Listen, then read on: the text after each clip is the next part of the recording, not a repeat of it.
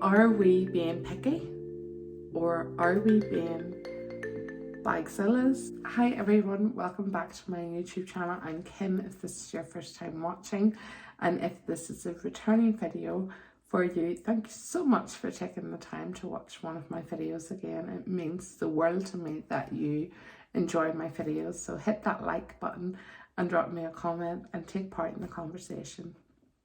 So today's video has been inspired by Dayle's addiction. She put it out there this week about bagzillas, and I have to say I 100% agree with Dayle on the bagzilla. I'll link her video below.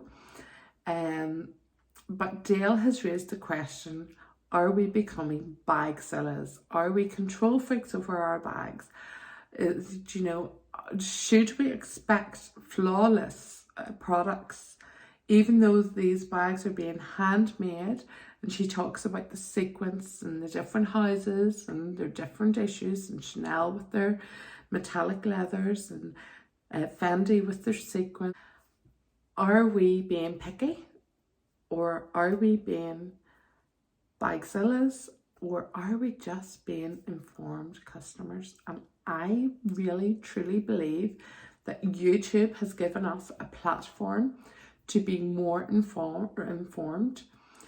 YouTube has opened up the doors for a wider community to interact, to discuss, to share, to explore our own experiences. And it's not fair to think of us as bagzillas if we've made an informed choice, we've made a purchase, and that purchase hasn't worked out, that we know our rights, we know what we expect, we know how much we've paid for the product and how much the house needs to stand over that product.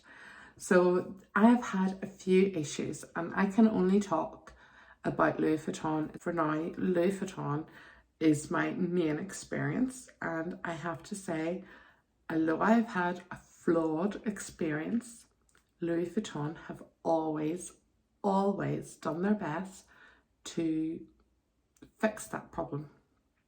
And a long time ago, I bought a damier ebene and the canvas was flawed. So on me noticing that, Louis Vuitton were very quick to say they were very sorry, it was a flawed bag, it shouldn't have been on sale to me, I shouldn't have received it, and they apologised. And because I had owned the bag a few months and handled it, and I realised that the Speedy was more awkward as just a top handle bag, I thought I would put more investment into the bag. I upgraded to a Speedy Bandouliere. After using the bag, I was like cleaning out the bag and getting ready to store it again, and I happened to hold the bag up and shake it out, and I could see a little bit of light coming through the bag, and it was pierced with a needle. Louis Vuitton were very good. They acknowledged that it probably happened when they were making the bag, that the needle has probably gone through the canvas. They told me to hold onto the bag, to use the bag, and before the bag was a year old, to return it into store. So I did. I used the bag. Actually, this sounds awful, but I went to San Francisco. I used that bag on the flight. I didn't baby it because I knew it was going back to Louis Vuitton, and when I brought it back to Louis Vuitton, I upgraded the bag yet again, and I spent the money on upgrading from canvas to on-point leather to the twice bag. And it was the first bag that I went into 4 figures for. I felt sick at the time, thinking this is a bag of 4 figures. It was, I think it was 1,300. I can't remember. It was either 1,300 or 1,100. But yeah, it was an on-point leather and I really loved it, and that is in euro prices as well, by the way. So Louis Vuitton Aftercare were really good there. They helped resolve the issue. They stood over the product and they really did do a great after sales with me, that I have continued to buy their products. Now, last year I had an issue with my Neo Noé. The bag was under a year old, possibly.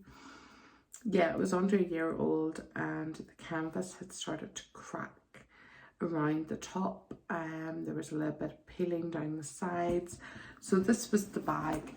Louis Vuitton were really good at sent it back to Paris, sent it to the spa. They reglazed it all the whole way around. They did the top end as well.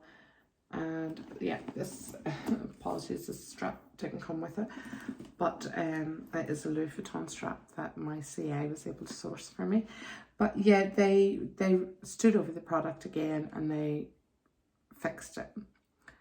But will that probably happen again? Possibly, and that might just be part of the bag.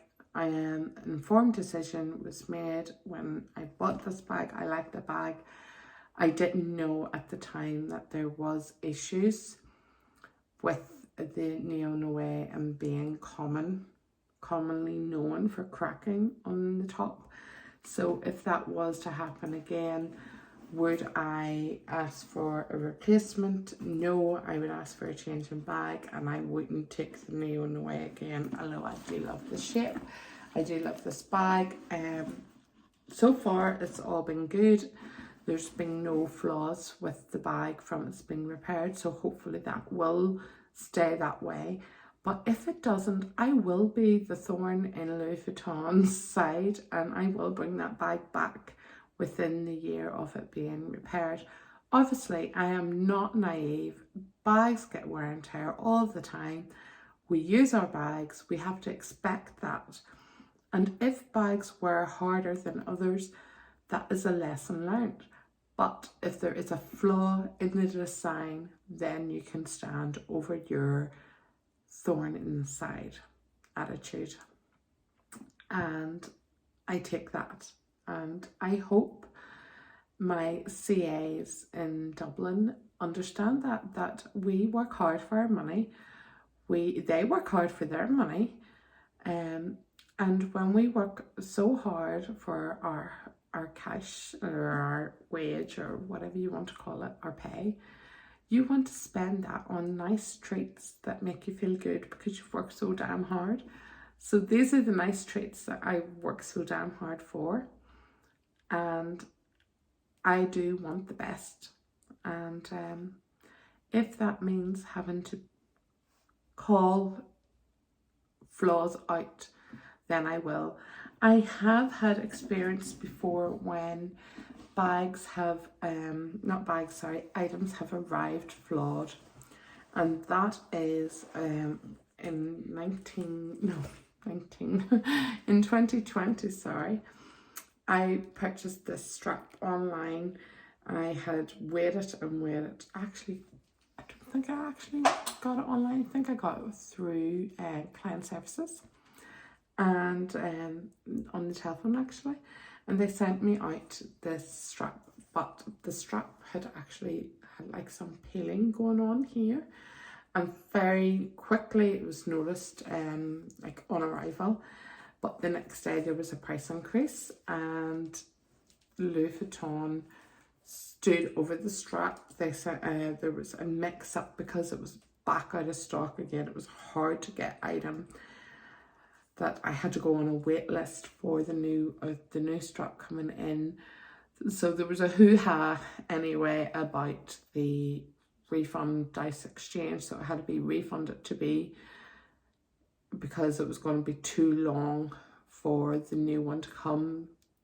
You know how you've only got like a matter of days for a refund or an exchange.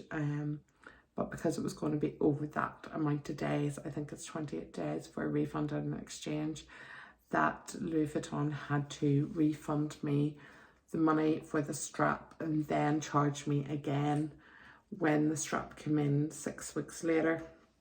But they actually were very good, and they pointed out that they weren't going to charge for the increase in the price increase.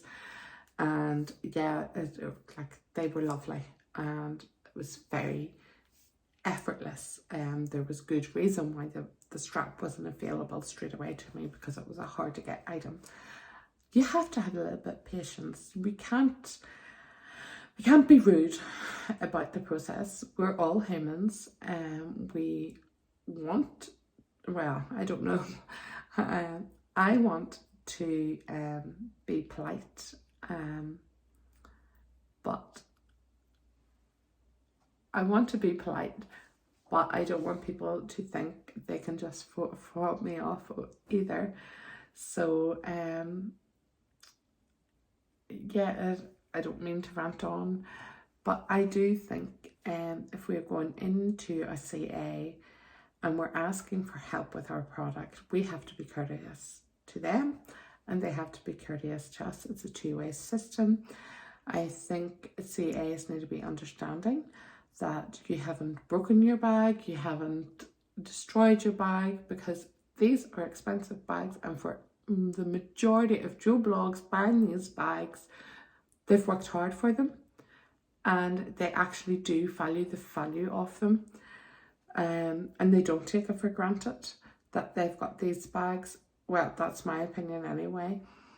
So I don't just disregard something because the bag has a crack or the bag has a peeling. I want that repaired, I want that fixed, I want it exchanged. So yes, I am a bagzilla because I want the best for me from each of these houses. I don't know about yourselves. Drop me a line, drop me a comment, let me know. I will link Dayle's Addictions video to the end of this, because I really enjoyed it. It really was enlightening, and I thought it was a good topic to talk about. So thank you for watching. I hope you enjoyed this video, and if you have, please comment, hit that like button, and don't forget to subscribe, because this year I want to grow my channel till 100 subscribers. So thank you so much for watching, and I look forward to hearing your comments. Thank you.